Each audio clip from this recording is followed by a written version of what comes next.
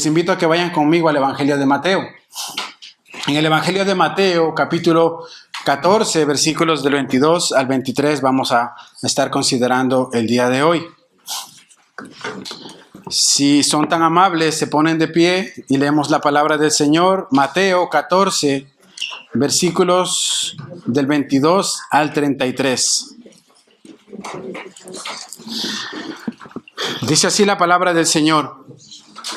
Enseguida Jesús hizo a sus discípulos entrar en la barca e ir delante de él a otra ribera, entre tanto que él despedía a la multitud. Despedida la multitud, subió al monte a orar aparte. Y cuando llegó la noche estaba allí solo. Y ya la barca estaba en medio del mar, azotada por las olas, porque el viento era contrario. Mas a la cuarta vigilia de la noche Jesús vino a ellos andando sobre el mar. Y los discípulos, viéndolo andar sobre el mar, se turbaron diciendo: ¡un fantasma! Dieron voces de miedo. Pero enseguida Jesús les habló diciendo: tened ánimo, yo soy, no temáis. Entonces le respondió Pedro y dijo: Señor, si eres tú, manda que yo vaya a ti sobre las aguas. Y él dijo: ven. Y descendiendo Pedro de la barca, andaba sobre las aguas para ir a Jesús. Pero al ver el fuerte viento tuvo miedo. Y comenzando a hundirse dio voces diciendo: Señor, sálvame. Al momento Jesús extendió la mano, asió de él y le dijo: hombre de poca fe, ¿por qué dudaste? Y cuando ellos subieron en la barca, se calmó el viento. Entonces los que estaban en la barca vinieron y le adoraron diciendo: verdaderamente eres Hijo de Dios.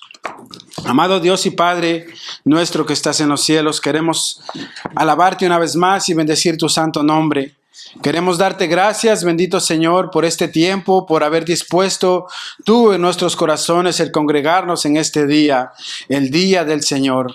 Si estamos aquí, Señor, es porque tú has movido a nuestros corazones, a nuestras conciencias, Señor, de que hoy es el día del Señor, de que hoy debemos estar aquí, Señor, reunidos como un solo pueblo, como iglesia, escuchando tu voz a través de tu palabra.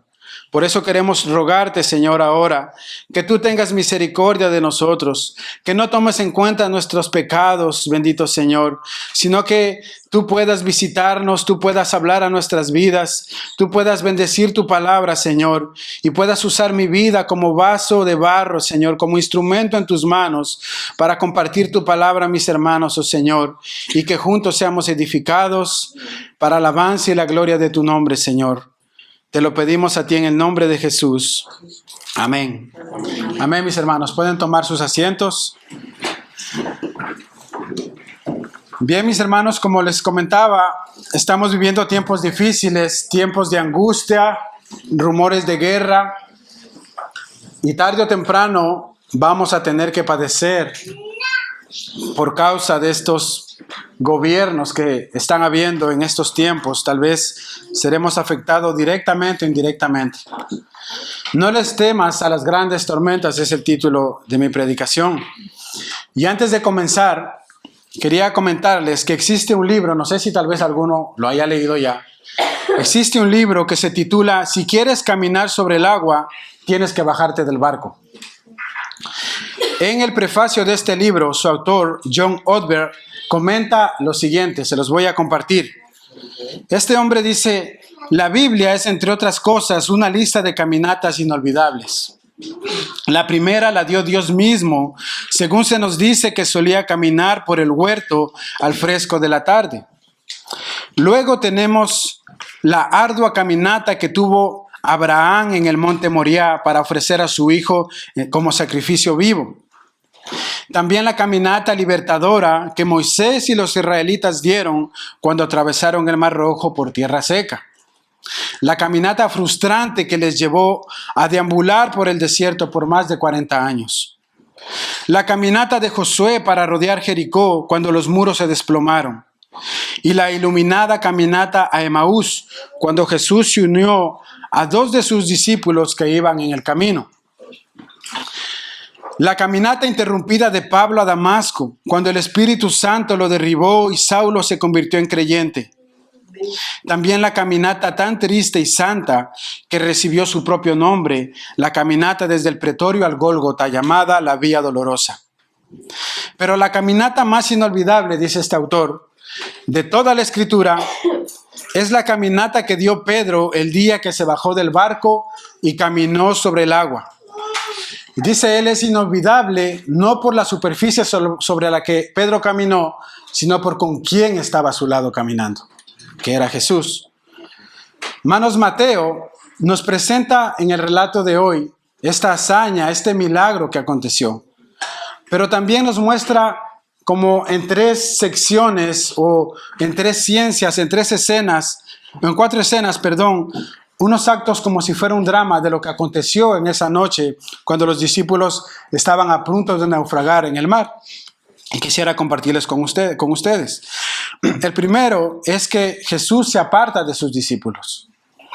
Dice en el versículo 22 y 23 de Mateo que hemos leído, enseguida Jesús hizo a sus discípulos entrar en la barca e ir delante de él a la otra ribera, entre tanto que él despedía a la multitud.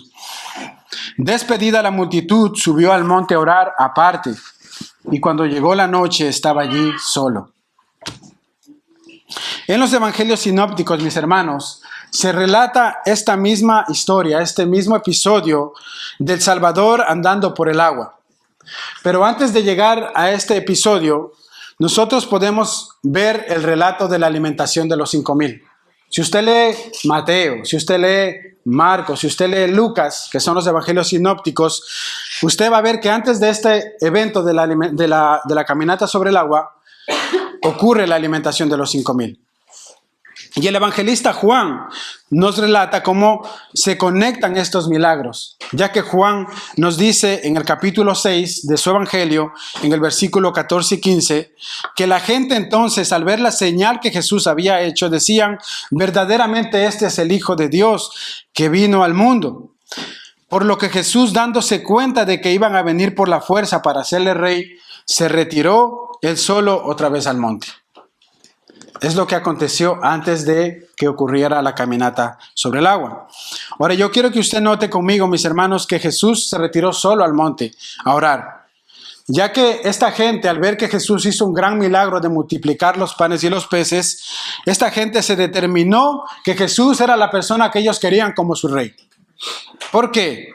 Porque, hermanos, ahora nosotros podemos darnos cuenta que su intención no era espiritual, sino más bien era su intención era más bien de beneficio de lo que Jesús podía hacer. Ellos dijeron, este hombre multiplica los panes y los peces, vamos a ponerlo en un lugar donde haga todos los días esto por nosotros. Vamos a coronarlo como rey, que sea nuestro rey. Y así no tenemos más necesidad de nada porque Jesús multiplica los panes y los peces. Nos va a dar de comer todos los días gratis, ¿verdad? Estos hombres querían tomarlo por la fuerza y hacerlo rey. Así que Jesús, sabiendo esto, porque Jesús es Dios, decide alejarse. Decide apartarse de ellos y envía a sus discípulos que se adelanten al otro lado del mar y él se separa y va al monte a orar. Así que según leemos en Mateo 14, 22, dice, enseguida Jesús hizo a sus discípulos entrar en la barca e ir delante de él al otro lado de la ribera. Algo que debemos notar en este texto, mis hermanos, es que si estos discípulos estaban en ese momento en un terrible aprieto, era porque Jesús había preparado ese momento para ellos. Porque recuerden que es Jesús quien les envía y les dice, vayan en la barca y adelántense que yo llego después. Jesús había preparado ese momento para ellos. Jesús les dijo, vayan y adelántense. ¿Sabían, mis hermanos, que muchas veces el Señor permite en nuestras vidas que pasemos por procesos, que pasemos por tormentas, por dificultades? Muchas veces, consecuencia de nuestros propios pecados, de nuestras malas decisiones, pero muchas veces también preparadas de antemano por la mano del Salvador. El Señor lo permite muchas veces. ¿Con qué objetivo? Con el objetivo de enseñarnos a nosotros nuestra ineficacia, nuestra ineficiencia y que nosotros no somos nada delante de Él. Para que nosotros podamos alzar nuestra mirada delante de Él y decirle, Señor, yo sin ti no soy nada. Si tú no estás conmigo, yo no puedo hacer nada.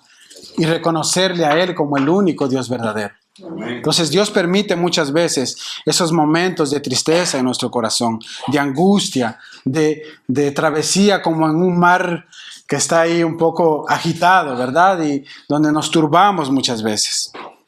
Pero saben, hermanos, qué bueno que esto sea así. Qué bueno que el Señor prepare muchas veces esos momentos, porque si nosotros somos sinceros, debemos admitir que muchas veces, por no decir la mayoría de veces, nosotros tenemos un corazón arrogante, egoísta y altivo. Y queremos caminar y marchar de esta manera, olvidándonos de quién nos mantiene, es Él por su gracia. Muchas veces olvidamos que si estamos caminando firmes, que si Dios nos ha permitido avanzar en el Evangelio, es porque Él nos sostiene con su gracia. Pero esto ha producido muchas veces en nosotros un orgullo en nuestro corazón. Y Dios permite esos momentos donde tiene que hacerte doblar rodillas para que tú reconozcas que Él es el Señor, no tú. Entonces Jesús manda a sus discípulos al centro, hermanos, de lo que va a ser una tormenta. Y dice en el versículo 23 que cuando Jesús mandó a sus discípulos a cruzar al otro lado, Él subió al monte a orar aparte, y cuando llegó la noche, Él estaba allí solo. Él estaba solo ahí. Y si nosotros usamos un poquito la imaginación, lo que Mateo nos presenta aquí es un pantallazo en pantalla dividida, como cuando estamos viendo el partido de fútbol y está, ¿verdad?, la otra cámara para ver si era falta o si no era falta, algo así. Mateo dice que los discípulos estaban yendo en el mar, había una gran tormenta y estaban agitados en la tormenta, pero también nos muestra a Jesús en el monte orando. Y vemos como esta pantalla dividida. Ahora, aunque Jesús estaba en el monte orando, Él estaba consciente de lo que les estaba pasando a sus discípulos. Él estaba consciente por el momento que ellos estaban atravesando. Y dice en el versículo 24 y 25, y ya la barca estaba en medio del mar azotada por las olas, porque el viento les era contrario. Mas a la cuarta vigilia de la noche, Jesús vino a ellos andando sobre el mar. El evangelista Juan, en el capítulo 6, en un pasaje paralelo, versículo 16, nos dice lo siguiente. Al atardecer, sus discípulos bajaron hasta el mar y subiendo en una barca se dirigieron al otro lado del mar, hacia Capernaum. Ya había oscurecido y Jesús todavía no había venido donde ellos estaban. Una perspectiva distinta, pero estaba ocurriendo lo mismo. Este acontecimiento, mis hermanos, ocurre a la cuarta vigilia de la noche. Y si ustedes recuerdan predicaciones antiguas pasadas de Mateo, nosotros habíamos hablado que los judíos dividían las noches en 4 vigilias. La primera vigilia empezaba desde las 6 de la tarde hasta las 9 de la noche. La segunda vigilia empezaba de las 9 de la noche hasta las 12 de la noche. La tercera de 12 a 3 y la cuarta de 3 a 6 de la mañana. Entonces, la escena, mis hermanos, si usted se da cuenta, es bastante espeluznante. Estos hombres habían estado remando durante toda la noche. Estaban cansados, agitados. Y dice que la barca estaba en medio del mar azotadas por las olas. Y ellos estaban tratando de avanzar, pero dice que como el viento golpeaba tan fuerte, ellos no podían avanzar. Desde que empezó la noche hasta la cuarta vigilia de la noche, ellos estaban remando y no podían avanzar. Se había prolongado su esfuerzo, se había prolongado el tiempo de llegar hacia el otro lado. Y no sé si ustedes pueden notar la lucha por la cual estaban atravesando estos discípulos. Era una lucha tremenda. Y Juan nos dice que cuando ya habían remado 25 o 30 estadios, alrededor de 25 o 30 estadios, es que Jesús viene a su socorro. O sea, fue un tiempo largo. Tú estabas ahí seguramente temiendo de que te vas a hundir, de que si el barco se hunde te vas a ahogar, y ahora ¿qué vamos a hacer? ¿Verdad? Hubiésemos estado cualquiera de nosotros ahí. Y luego Marcos en el capítulo 6, versículo 48 nos dice, y al verlos remar fatigados, porque el viento les era contrario, entonces Jesús se acercó a ellos. ¿Sabían ustedes, hermanos, que cuando uno navega en un barco de remos, si no lo sabe, cuando uno está remando, la dirección hacia donde vamos está a nuestras espaldas, ¿verdad? Nosotros remamos y vamos avanzando en ese sentido. Pero ellos tenían el viento en su contra. Mientras ellos más querían avanzar, el viento más los empujaba para el otro lado. Era muy difícil para ellos. Entonces los discípulos, mis hermanos, que estaban remando toda la noche, estaban avanzando ahí, ya no tenían ninguna esperanza tal vez de llegar al otro lado. Y Mateo nos dice que Jesús vino a ellos a la cuarta vigilia de la noche, desde que ellos partieron hasta ese momento, ¿verdad? Y esto es muy importante, hermanos, que lo retengamos y luego vamos a ver por qué. Porque aquí ocurre un cuarto milagro que está encerrado en este capítulo. Y lo vamos a ver más adelante. Vamos a pasar entonces a considerar la segunda escena. Y viéndoles remar con gran fatiga, vino a ellos porque el viento les era contrario. Dice Marcos 6:48. Yo quiero hacerles una pregunta aquí, mis hermanos. ¿Dónde estaba Jesús cuando esto estaba pasando? Orando. Él estaba orando, ¿verdad? Él estaba clamando. Él estaba intercediendo. Tal vez estaba orando por ellos para que soporten la prueba por la que estaban pasando, ¿verdad? Por eso Mateo nos lo deja ver. Pero la Biblia dice, hermanos, que desde la perspectiva de Jesús, y obviamente porque Él es Dios mismo, Él podía ver lo que sus discípulos estaban pasando en ese barco. Él estaba consciente, Él sabía por la angustia en la que ellos estaban atravesando en esos momentos. Y yo no sé, mis hermanos, pero cuando yo leo esto y sé de esto debe producir una paz en nuestro corazón. El saber que cuando tú estás atravesando por alguna situación difícil, por alguna circunstancia adversa, que tal vez tú ya no tengas fuerzas, saber que Dios te está mirando y que Él sabe por lo que tú estás atravesando, eso debe producir paz. Porque Dios no nos va a desamparar. Él va a llegar. Muchas veces se tarda en llegar, pero el Señor llega seguro. ¿Ustedes recuerdan cuando murió Lázaro, el amigo de Jesús? Jesús hubiera podido estar allí en el primer día y resucitarlo, pero dejó que pasaran 4 días para venir. ¿Y qué pasó cuando llegó allí? Vino su hermana de Lázaro, ¿verdad? Y que le dijo, Señor, si hubieras estado aquí antes, mi hermano no hubiera muerto. ¿Y cuál fue la respuesta de Jesús? De cierto te digo que si crees, verás la gloria de Dios. Y eso es lo que el Señor nos dice muchas veces a nosotros cuando estamos en angustia. De cierto te digo que si crees, aunque estés pasando por alguna tormenta, aunque estés pasando por una aflicción, si tú crees, verás la gloria de Dios. Pero no desmayes, confía en Él. Dios sabe, hermanos, las luchas, las pruebas, las aflicciones por las que pasamos en esta vida. Dios sabe cuál es tu tormenta. Y quizás tú pienses que nadie está a tu lado, que todos te abandonaron, que nadie te ayuda. Pero lo que tú debes recordar es que Dios sí lo ve. Lo que tú debes recordar es que Dios está pendiente. Y que en el momento oportuno el Señor vendrá. El Señor vendrá con certeza. Aunque tú lo dudes en tu corazón, vendrá por tu ayuda, vendrá por tu rescate. Lo que pasa es que Dios se toma su tiempo. Dios se toma su tiempo porque quiere obrar en nuestros corazones. Recuerden la situación de los discípulos. Ellos estaban remando toda la noche y era la 4ª vigilia. No habían avanzado nada. Las olas los empujaban cada vez más al lado contrario de donde ellos querían ir y seguramente ellos se sentían sin ánimo ya, cansados de remar. Lo que debemos recordar, hermanos, es que Jesús mismo los puso en esa situación. Jesús mismo los envió para que vayan en la barca y se enfrenten a esa situación. Y debe darnos ánimo a nosotros, hermanos. Debe darnos ánimo cuando nosotros estemos en alguna tormenta. Porque debemos recordar, tal vez esto lo está permitiendo el Señor en mi vida. Tal vez Dios está permitiendo que yo atraviese por esa circunstancia para moldear mi carácter, para llevarme a confiar en Él, para doblar mis rodillas y entregarme por completo a Él. Muchas veces Dios lo permite de esa manera, mis hermanos, y nosotros no debemos olvidarlo. En el versículo 25 y 26 de Mateo, vemos que Jesús se aparece a sus discípulos. Y es sorprendente cómo este texto, hermanos, en los 3 evangelios sinópticos, como les decía al principio, nos permiten como transportarnos hacia la barca donde estaban los discípulos y estar con ellos allí. Si usted usa mucho de la imaginación, mi hijo Timoteo es muy imaginativo y muchas veces nos lleva a fantasear en sus ideas también. Si usted usa la imaginación, usted puede encontrarse en esa barca. Puede tal vez estar como sentado allí, sentado junto a los discípulos y notar cómo ellos estaban remando, cómo uno también puede tal vez estar echando una mano remando sin lograr nada hasta alcanzar el cansancio.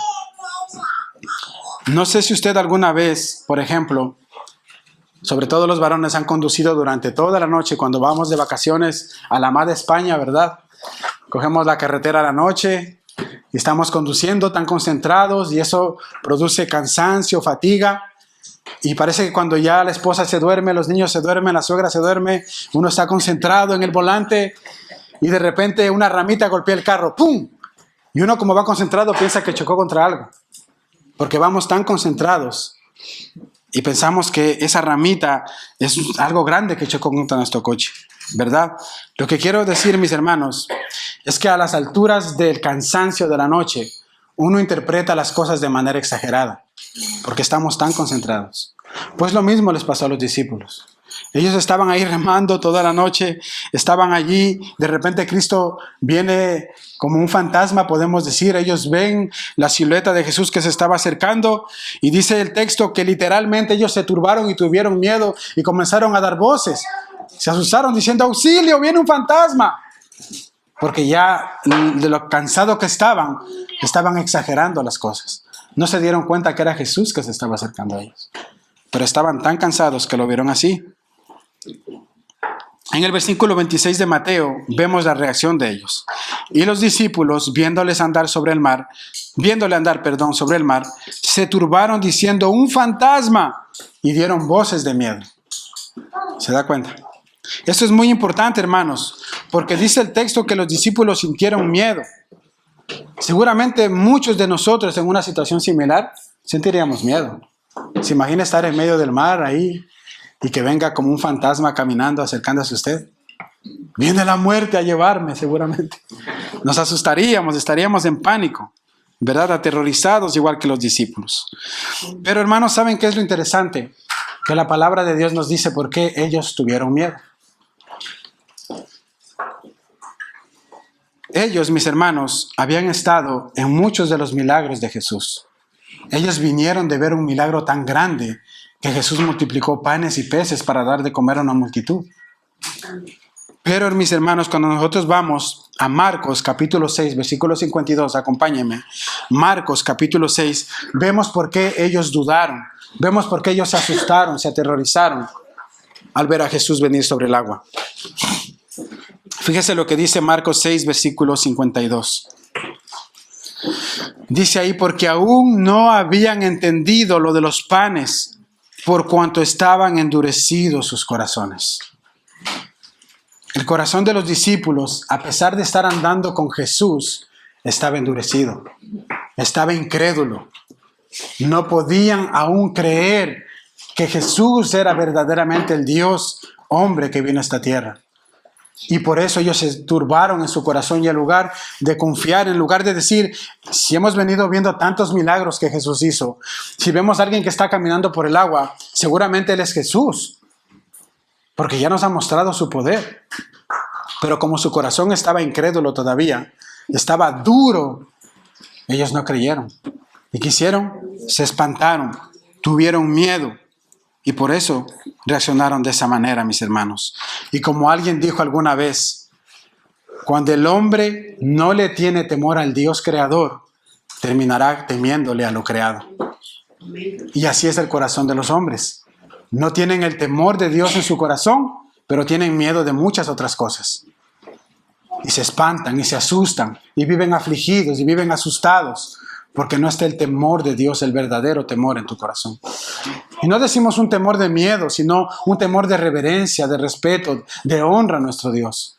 Cuando nosotros tengamos ese temor de Dios en nuestro corazón, cuando estamos en el chantier trabajando a solas, cuando estamos conduciendo el carro a solas, cuando nos enfrentamos a alguna situación difícil y reaccionamos, si nosotros no vivimos, como dicen los reformadores, coram Deo, delante de Dios todos los días, entonces vamos a tener malas actitudes, malas reacciones, y cualquier cosa que acontezca nos va a llevar al miedo, porque no le tenemos al único Dios verdadero, no le tenemos en nuestro corazón y no le tememos por ende.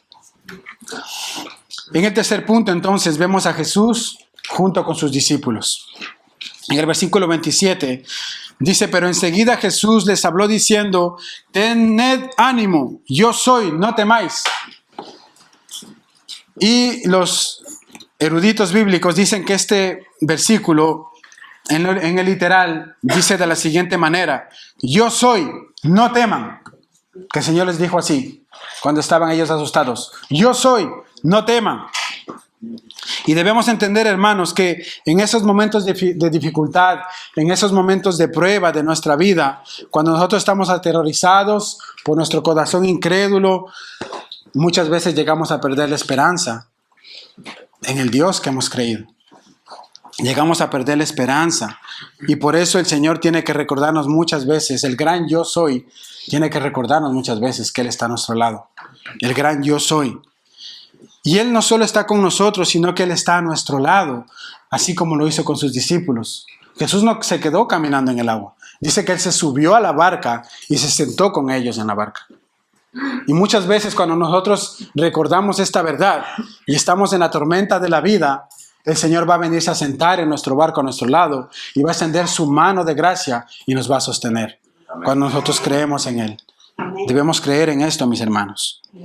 Ahora, es sorprendente, mis hermanos, que cuando uno lee la Escritura, durante toda la Escritura, en el tenor bíblico, en la palabra de Dios de Génesis a Apocalipsis, uno encuentra una frase allí que se repite 365 veces. Es la frase, no temas, yo estoy contigo. Esta palabra, mis hermanos, se repite 365 veces en toda la Escritura. ¿Cuántos días del año tiene el año? El Señor te dice todos los días, no temas, yo estoy contigo. No temas, yo estoy contigo. Y esto nos llena de aliento y de ánimo cuando atravesamos por esas dificultades. De hecho, cuando Cristo ascendió a los cielos, ¿cuál fue su promesa? He aquí yo estoy con vosotros todos los días hasta el fin del mundo. ¿Por qué tememos entonces? ¿Por qué dudamos, mis hermanos? ¿Por qué nos afligimos en nuestro corazón cuando atravesamos por momentos de dificultad? ¿Será acaso que tienes un corazón endurecido?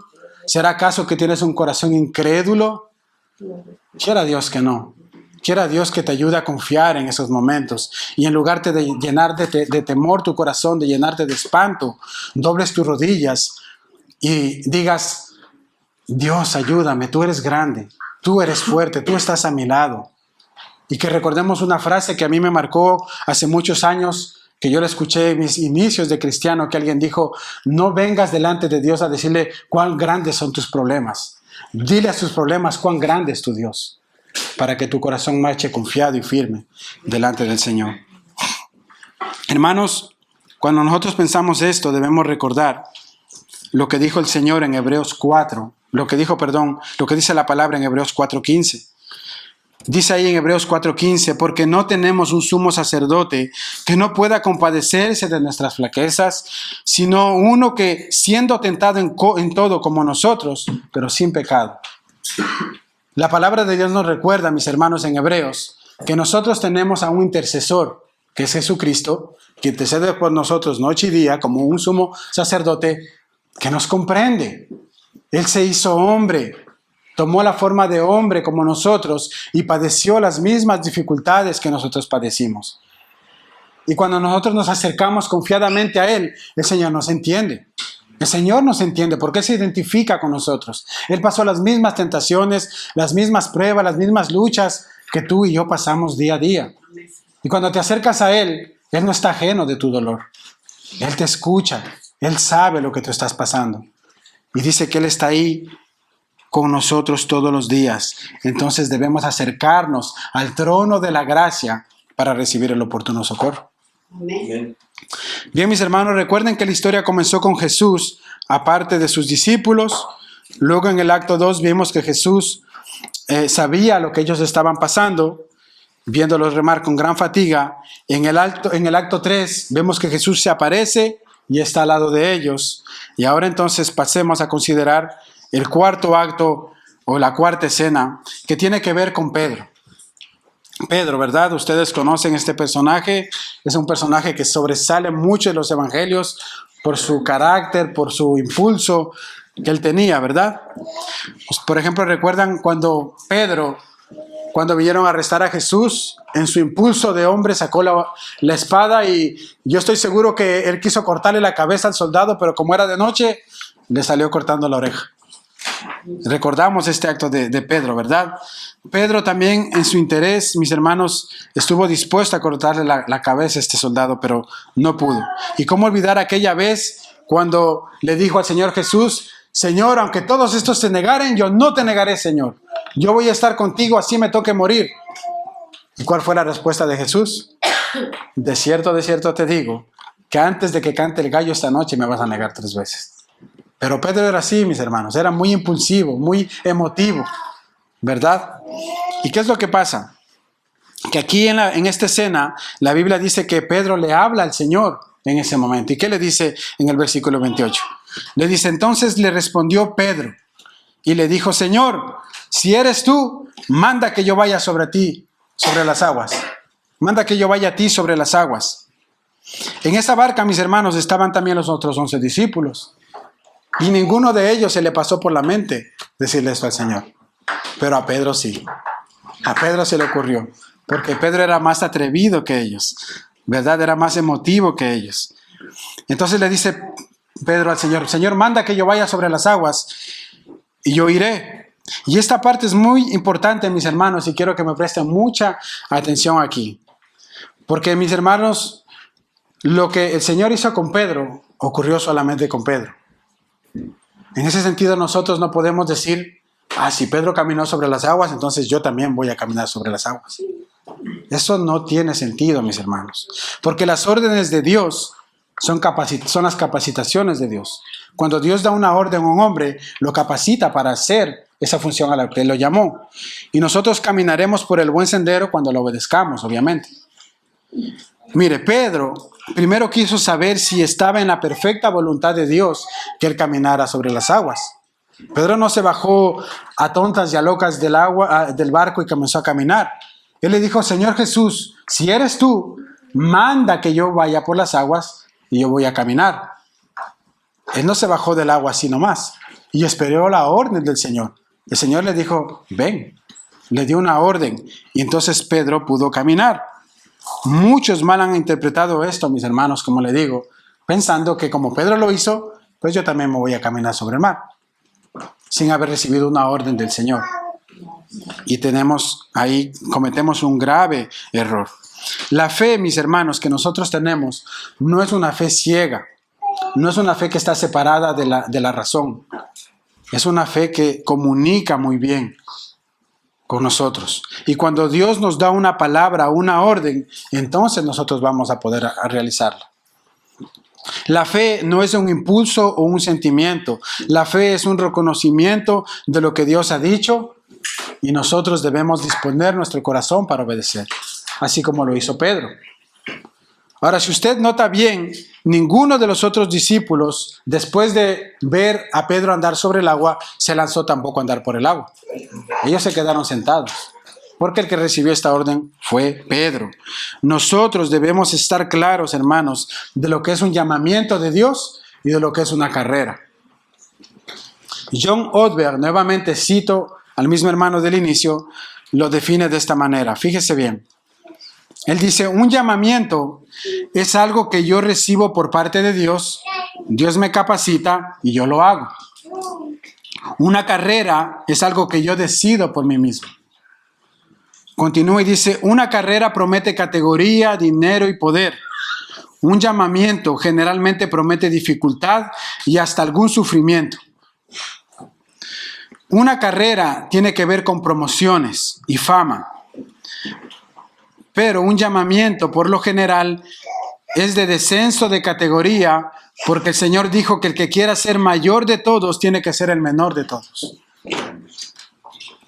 Pedro no se proponía hacer una carrera al caminar sobre el agua, sino que Pedro recibió un llamamiento de parte del Señor. Jesús le dijo: ven, y entonces Pedro comenzó a caminar en la voluntad perfecta del Señor.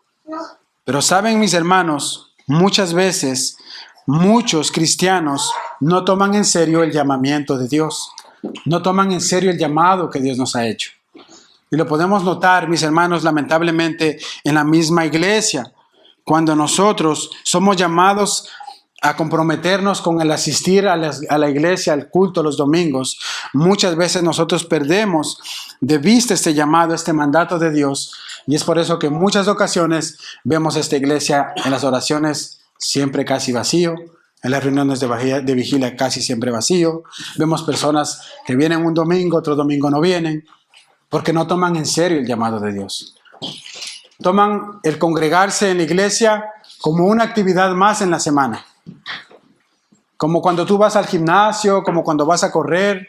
Si te sientes bien, si estás alegre ese día, vas a hacer tu actividad. Muchas veces los cristianos reaccionamos de esa manera. Bueno, el domingo, si estoy con ánimo, voy a ver si llueve y voy a ver si me congrego. No tomamos en serio, mis hermanos, el llamamiento que tenemos a congregarnos, porque muchos, mis hermanos, hemos perdido este sentido. Pero mis hermanos, el ser cristiano tiene mucho más allá que ver con el congregarse el domingo. Uno es cristiano toda la semana. Uno está en comunión toda la semana con el Señor. Debe estar esperando, anhelando a que llegue el día domingo para poder congregarse con la iglesia y poder cantar a nuestro Señor y poder alabar juntos a nuestro Dios. Por eso Hebreos 10 nos advierte, no dejando de congregarse como algunos tienen por costumbre, ¿verdad? Nosotros, mis hermanos, los cristianos, tenemos un llamamiento y nuestra vida cristiana debe ser una vocación, no debe ser opcional. Debe ser una vocación, debe ser algo que yo vivo día y noche en mi trabajo, en mi escuela, en mi colegio, en mi casa, con mi familia. Yo no soy cristiano solamente aquí el domingo y cuando salgo soy un diablo. Aquí en la iglesia venimos a completar lo que vivimos en la semana. La santidad que vamos buscando, la perfección que vamos buscando, venimos aquí a aplicarla con nuestros hermanos y a seguir buscando más de Dios. Es una vida continua, de arrepentimiento continuo, de busca de Dios continuamente. Entonces Pedro, mis hermanos, recibe seguridad del Señor y Pedro comienza a avanzar por fe caminando sobre el agua. El Señor le dice, ven, y dice, y descendió Pedro de la barca y andó sobre las aguas para ir a Jesús.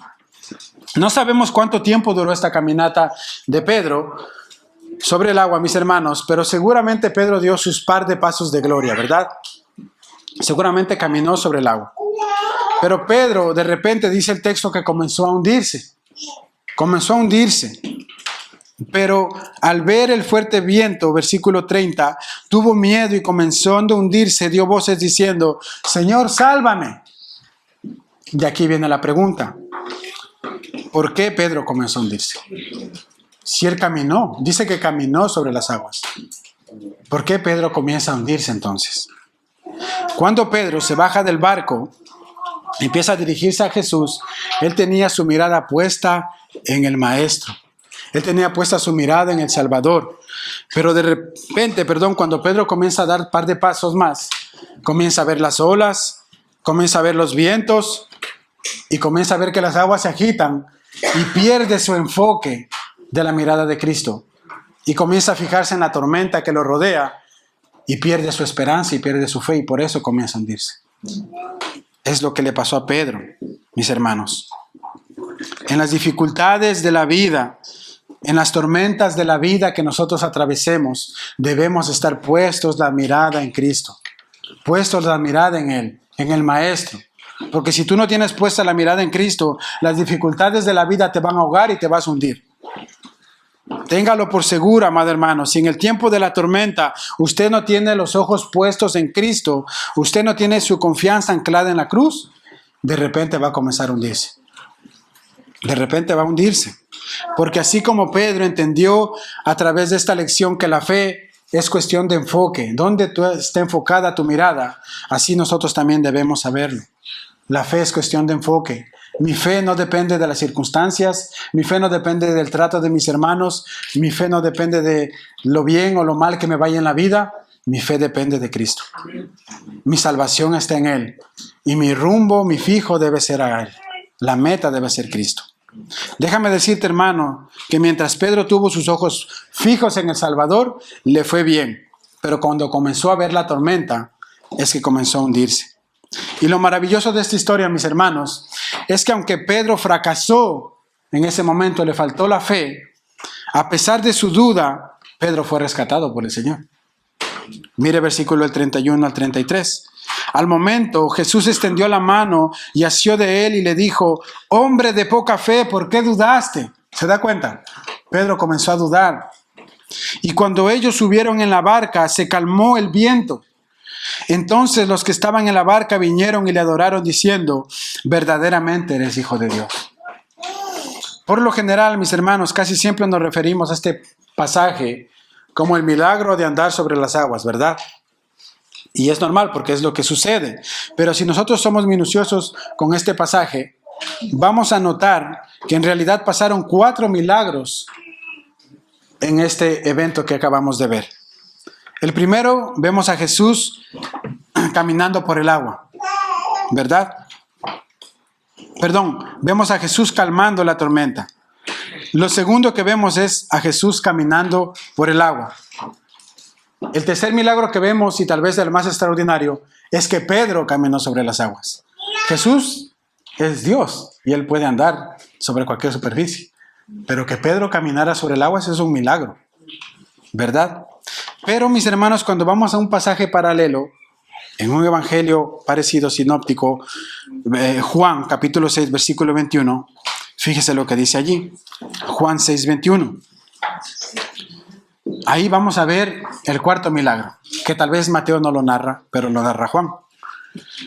Juan 6, 21 dice: ellos entonces con gusto le recibieron en la barca, la cual llegó enseguida a la tierra donde iba. No sé cómo sucedió, hermanos, pero este texto dice que una vez que Jesús se subió a la barca, enseguida ellos llegaron a donde iban. Recuerden que los discípulos venían remando toda la noche. El viento los empujaba al otro lado. Durante casi 6 o 8 horas ellos habían estado rema y rema para llegar al otro lado y no habían podido. De repente viene Jesús, se les aparece, se sube a la barca y al instante ellos estaban en tierra seca. Hay un milagro encerrado ahí, maravilloso. Y por eso es que ellos, dice ahí que enseguida se postraron a Él y comenzaron a decirle: verdaderamente tú eres el Hijo de Dios. Con tanto despliegue de poder, ¿quién no va a mirar esto? ¿Verdad? Ellos adoraron al Señor. Para ir terminando y aplicando todo esto que hemos venido viendo, mis hermanos, quiero que escuche lo que dijo un hombre de Dios. Dice: cuando Jesús se subió a la barca, calmó el viento. Y la gran verdad es que donde quiera que Jesús está, la tormenta más salvaje se puede convertir en calma. Continúa él y narra una historia que nos va a ayudar a nosotros mucho a entender esto. Dice: había una muchacha que contando una historia ilustrativa, dice: había una muchacha que salía a buscar agua del pozo todos los días. Ella llenaba su cubeta y cuando sacaba la cubeta ponía un pedazo de madera encima del agua. Un día alguien le preguntó: ¿por qué tú haces eso? Y ella, sorprendida, contestó: para que no se me derrame el agua, para que se esté quieta mientras yo camino a casa. La madera hacía que el agua no se agite mucho mientras ella caminaba, sino que se mantenga allí. Más tarde, dice este autor, le conté la historia a un amigo y este muy sabiamente añadió: asimismo, cuando tengas tu corazón inquieto y agitado por los pesares de la vida, pon la cruz en el centro de tu corazón para que se mantenga firme. Pon la cruz de Cristo en tu corazón para que te mantengas firme, para que los embates y los vientos de la vida no te arrastren. Debemos poner a Cristo en el centro, mis hermanos.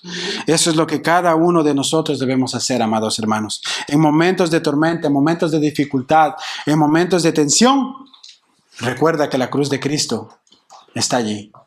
Recuerda que en la cruz de Cristo Él pagó la deuda de tus pecados. Y aunque tú como Job pierdas tu casa, tus hijos, tal vez alguna enfermedad, el Señor vive y reina para siempre. Su nombre debe ser alabado, su nombre debe ser bendecido. Y Él estará ahí ante toda dificultad.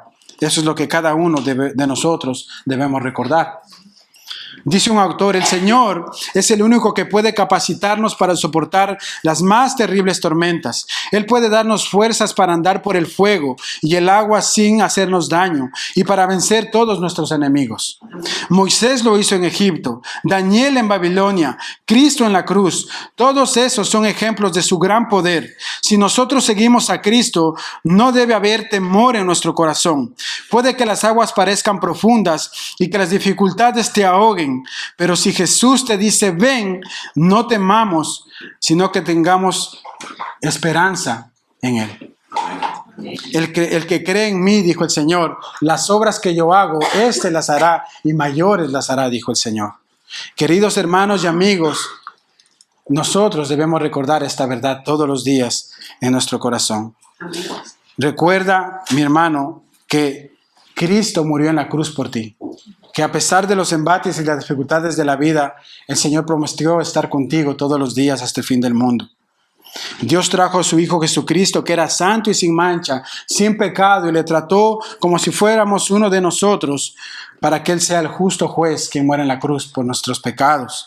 Él estaba allí cargando con nuestros pecados, soportando el juicio de Dios sobre sí, para que nosotros pudiéramos tener vida eterna y salvación. Amigo que tú me escuchas, que estás aquí o tal vez por YouTube, yo quiero hacerte una pregunta. ¿Ya tienes a Cristo en tu barca? ¿Está Cristo en la barca de tu corazón o sigues enfrentando los embates de la vida por tu propia fuerza?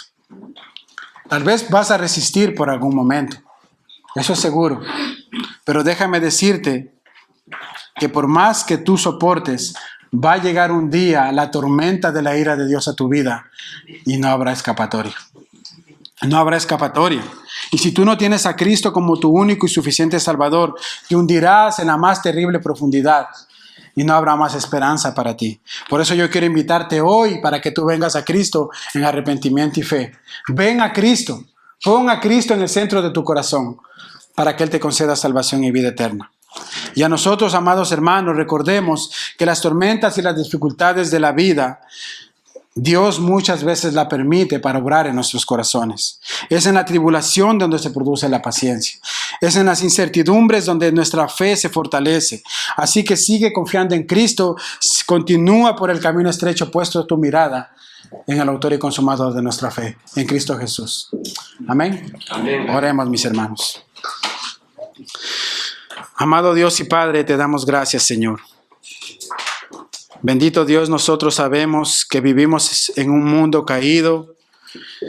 Estamos viviendo en una generación depravada y perversa, bendito Señor.